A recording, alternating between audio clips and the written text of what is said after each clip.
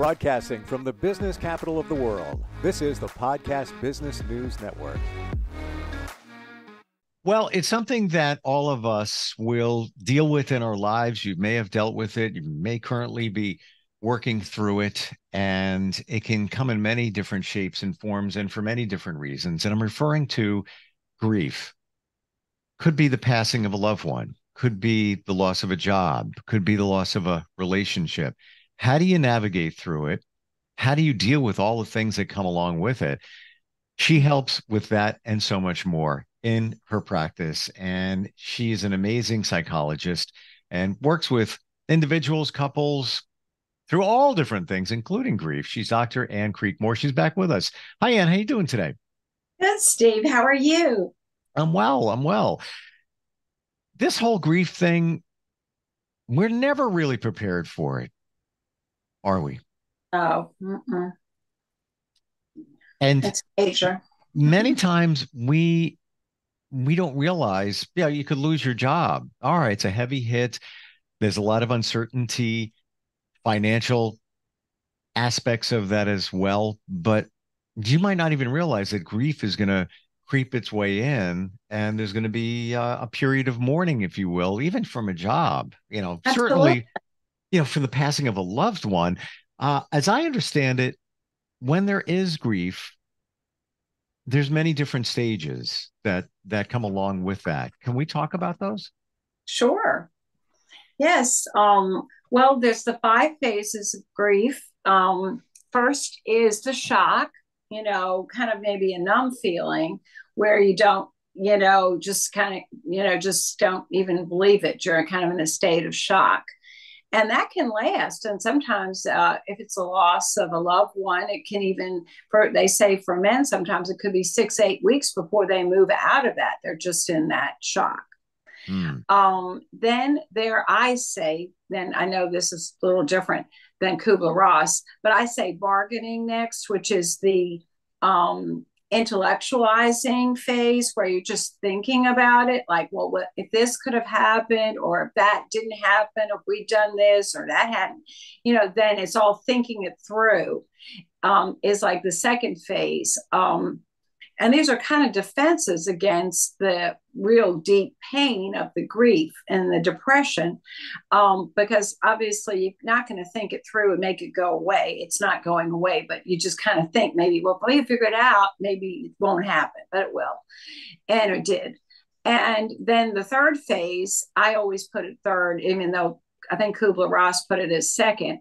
I put it as third, is the anger phase. And the only reason I do that is just because that phase is what a lot of people get stuck on. It's the big phase of just angry at somebody, just feeling angry, angry at, the person even who left, or angry at the doctor, or angry at themselves, which is guilt. Like if you take your anger and you put yourself, you're, feeling guilty. And this is where people really get stuck. The next phase is depression or grief. It's the sadness, just doing the grieving. And then the last phase is acceptance, which is when if you've grieved enough and like there's 90 toxins in sad tears compared to 10 in happy tears. So you're cleansing chemically the toxins, you're cleansing emotionally when you cry. You get enough grief out, it gets lighter and lighter. Eventually you're going to get to a state of feeling some peace, some acceptance. This happened, you accept it. And then when you get there, some more of the positive memories start coming through, the happy memories, things you've learned. And that's when you're really ready to move forward, and rebuild. How about guilt? Guilt, yes. Yeah. Guilt is that anger turned in on yourself. That is kind of a defense, in a sense, against feeling the sadness.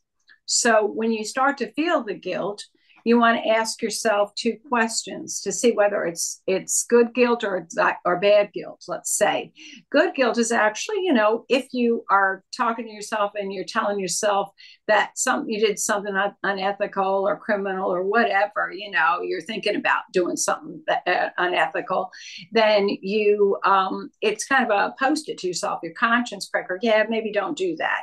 That's not a good thing to do. But a lot of times guilt is bad guilt. There's no reason to really feel it. It can be just you're turning that positive anger on to yourself. And the guilt questions you can ask yourself to see if it's legitimate good guilt would be to say, well, did I break a promise? If you say no, okay, that's not to be guilty about.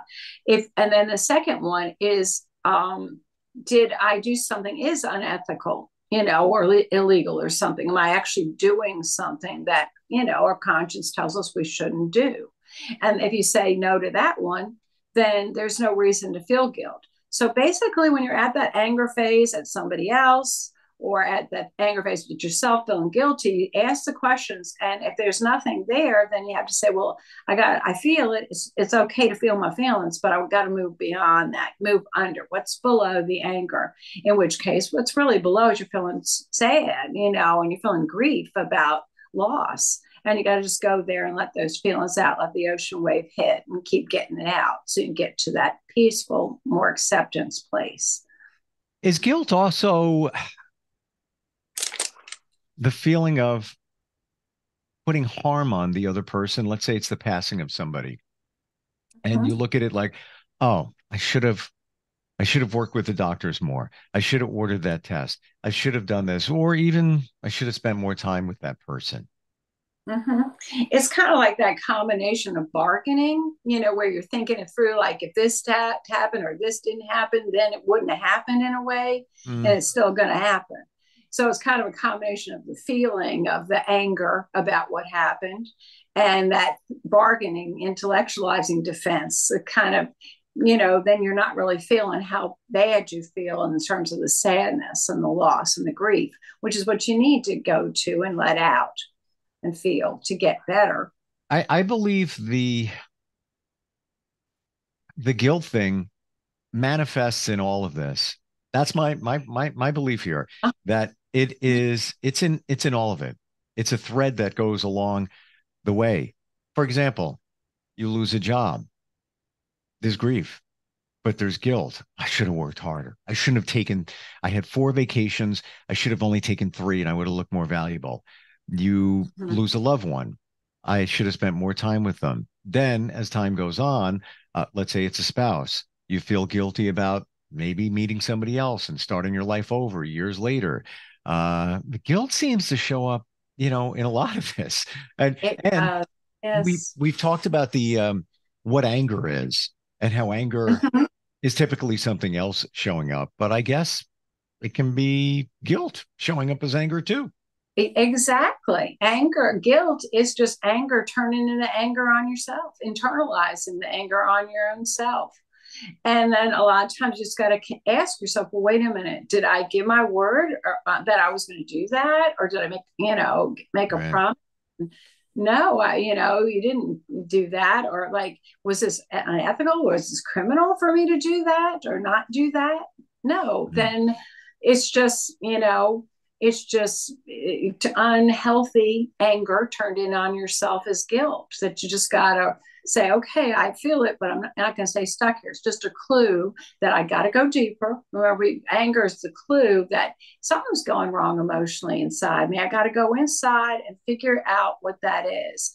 And kind of like hunger. Hunger is the clue. Well, I've got to take care of myself and nourish myself physically. Anger or guilt is your clue that, wait a minute, something's going wrong inside emotionally. I got to do something to nurture myself emotionally and figure out deeper. Well, what is that? Am I feeling sad, loss, or am I feeling anxious and worried about something? And then figure out how, what to do that'll really make you feel better. How do we navigate this stuff? Let's look at the loss of a loved one, because that's probably the heaviest amount of grief that anybody is going to go through, especially if it's a spouse. How, time, I guess, heals, Mm-hmm. but how do you work your way through, those different steps to get to a point where I'm okay now? Yes, I miss them. And stuff is always going to pop up. There's always going to be triggers, memories, things that will remind you of them. But how do you navigate through that? Well, it can help if you get some grief counseling. There is therapy for grief, and then have someone to help you to work that through, to help you get through the phases of grief and be there for you while you're doing that deep grieving. There are also groups, there are grief support groups. You can just Google them online and you can go, or they may be on Zoom. And those seem to help a lot of people, because there are other people going through Mm, this thing, and then they work on it together and have that support and camaraderie to heal. that's, you know what? Thank you for saying that. That's a great point. I know some that are going through the passing of a spouse, and they're in a Facebook group for it, and they Mhm. all support each other. They've met from time to time, and some of them are in the same area. Few are like outside of the area, so it's a little Yeah, bit challenging with distance. But it's a regular meeting. Like every night, every Wednesday night at 7:30, they get together for an hour and a half or whatever it might be. exactly. Exactly. That Hmm, can be so helpful. Hmm. definitely. How if you lose a spouse, is it possible for the first year that's going to be a challenge? Um, the shock of it all, and then the logistics. You getting your life back in order, got to pay the bills. Oh, they took care of that. Now I have to take care of that. And that transition right there. Then you get to a spot where things seem okay. Call it maybe a couple of years later. You're okay. You still miss them. Memories come up. And then maybe a memory will come up and it'll set you right back. Um, which I would imagine is possible when you're at that point. Now you're, a few years out. How do you how do you manage that? Yeah, that's kind of like they're called acute, like grief reactions, or anniversary grief reactions. Okay. Like maybe, certain dates will just bring you right back to the acute pain of the grief that you felt at the beginning. And so you're really just back, there's just layers of the grief that just need to be released. And you're kind of, been feeling okay. But then you're kind of back what it was like at the beginning. And it's just time to do more grieving, to reach out and to friends, to cry, to let it out, to go to the support groups and just keep, getting through that. It shouldn't last that as long, but it happens pretty regularly. I mean, the date that the person, you know, um, passed, or the date that they were, their birthday or a holiday when you're, usually together, those all can precipitate that acute grief experience that you had at the beginning. And it's normal. Don't feel you're going to get stuck there forever. It's just a phase. You got to get it out, some more grief out, because, it's still there, to be released. Are there things that you can do to change your perspective, because a lot of times you can get in that funk, if you will, where, yeah, you're, I don't want to call it being the victim, but it maybe is close to it, where you sit in a certain spot and you're not moving out of that spot in terms of finding those peaks of positivity. They nowadays they call them glimmers, where it's like, oh, I feel good, like glimmer of hope, glimmer. Mhm. Um, how do you rise above that to feel better?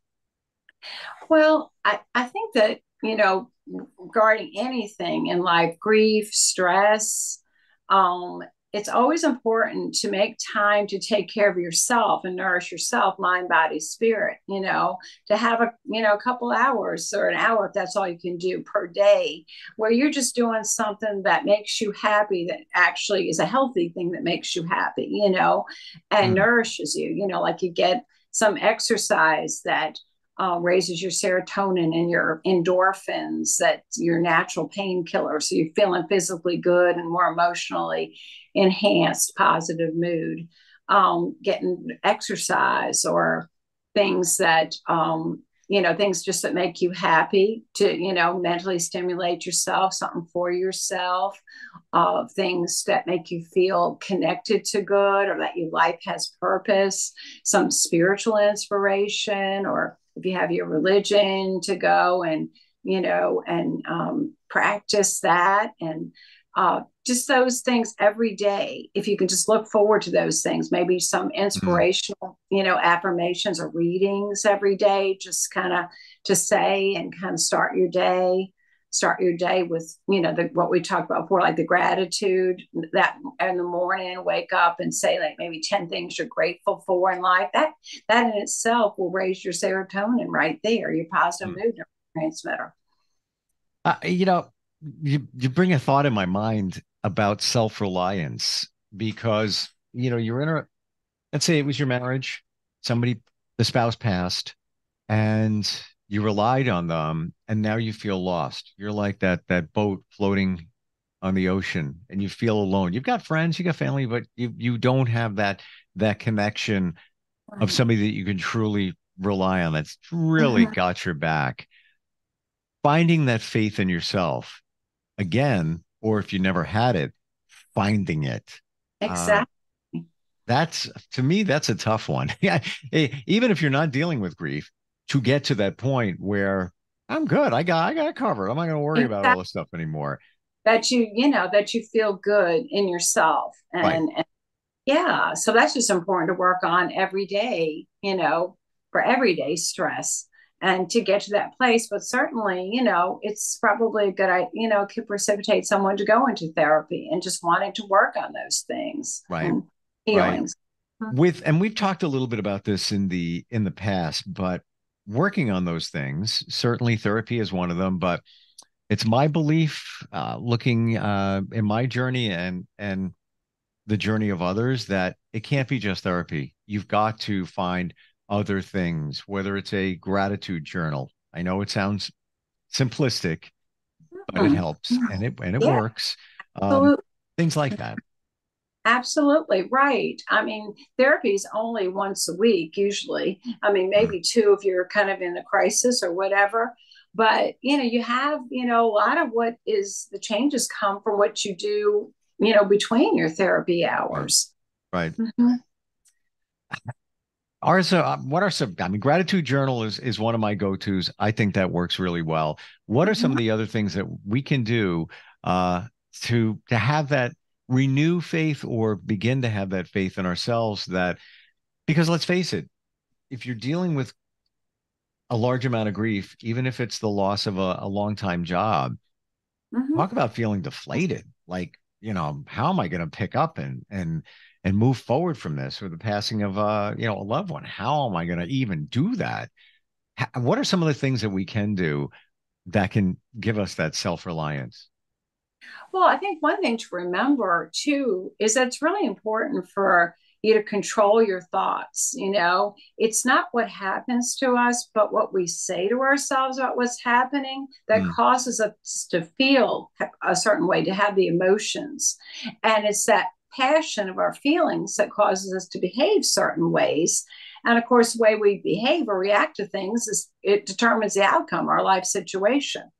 And if someone loses a job and then they just are all upset at themselves or somebody else, and they're depressed and angry and they put themselves down, then, they're not going to have the energy and the faith to just turn around and go, hey, maybe this happened for a good reason. I didn't like that job anyway. And if I just get on the, look at postings, it might be the perfect job. You never know. That was just being provided for you. That was right there. And you just need to get right on and and apply. And then you're in the place you want to be in your life. You got to kind of see that everything that happens in life is actually something that we can turn a lemon into lemonade. If we can just have the faith in ourselves and keep our thoughts positive and then our mood and our energy going, we can create the good in our lives. And of course, if we sit there and we focus on all the negative, well, we're really not going to create the good. It may take time, but if we can just keep ourselves focused on the good, we will create a better situation, eventually. Patience. What do you think? What do you think about that? I believe me, I totally agree. And I just returned a text to somebody who I'm very, very close to and is not having a great day and is feeling kind of down. And I know their situation. And I say, you need to be intentional in changing your situation. And I believe, and we talked about this, we all know the answer. If we're feeling a certain way, if all of it, we know why. We do. Right. And I know that's easy to say, but if you do the soul searching, a little meditation, you think about it, it comes clear why you're feeling a certain way. Now react to it and find, and I shared with them, you need to find positivity in life, whatever it may be. Something I personally, everybody's got their own thing. I personally, I always have to have something to look forward to. That drives me. Whether it's Monday and I got plans on Friday and I'm looking forward to them, whatever the plans may be. It could be, grilling a steak. It could be taking a walk with a dog in a new dog park. It could be going somewhere, a winery with a friend or whatever, or a gathering or whatever. Or I'm getting a massage. Exactly. I need a massage. I can't wait. I'm looking forward to that. But I believe you are spot on in changing the way we think, because you get in the proverbial, you get stuck in a rut, and you'll stay in that spot of that negative thinking, the woe's me, the I'm a victim. And it's understandable. I'm not taking anything away. We've all done it. We all do it. Say it, let it out, get the grief out.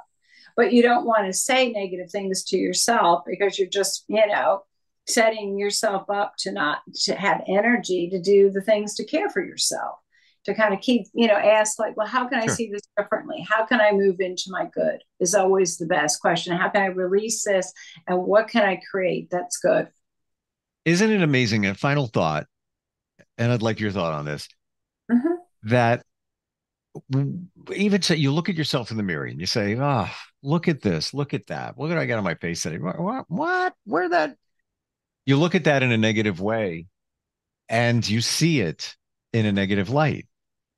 Next day comes along and you may think differently, refocus your thinking. It's like, pretty good. I look pretty good for my age. You know what? Good for you. And look at you. And then great. that thing there or wherever it is, like, you know what? That's really small. It's not even that big. I don't know. That's nothing.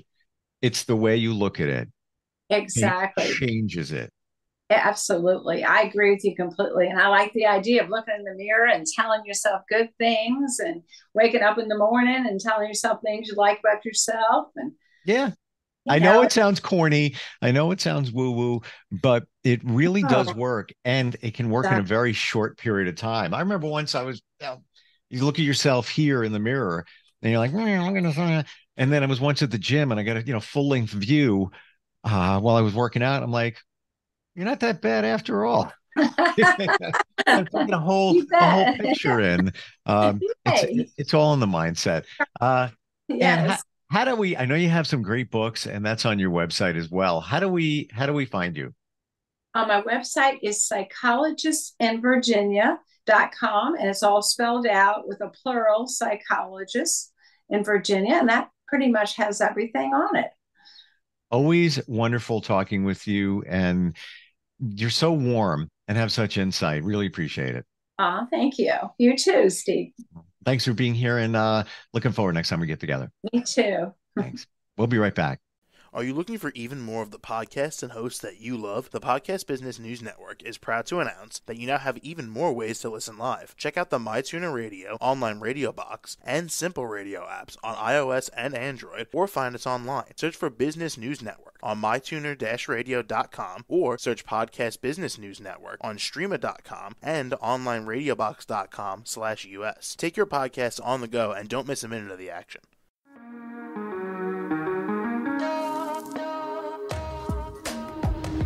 Broadcasting from the business capital of the world, this is the Podcast Business News Network. For nearly 2,000 severely injured veterans, everyday life has become filled with barriers. Day-to-day simple tasks can become pretty daunting. I have to carry my chair up 2 flights of steps or have somebody do it for me. What scares me the most is just the falling. When I'm struggling with my house, I think, to have that one great barrier just knocked down, it's crucial. Home for Our Troops is a wonderful nonprofit that builds a Mortgage-free, fully adaptive, handicap-accessible house. And there's no catch. It'll be our very first home that we've ever owned. This is a game changer. This is where your life begins again. We need you to join us in completing this important mission. Please visit hfotusa.org and help build homes and rebuild lives. Because of you, everything's going to be okay.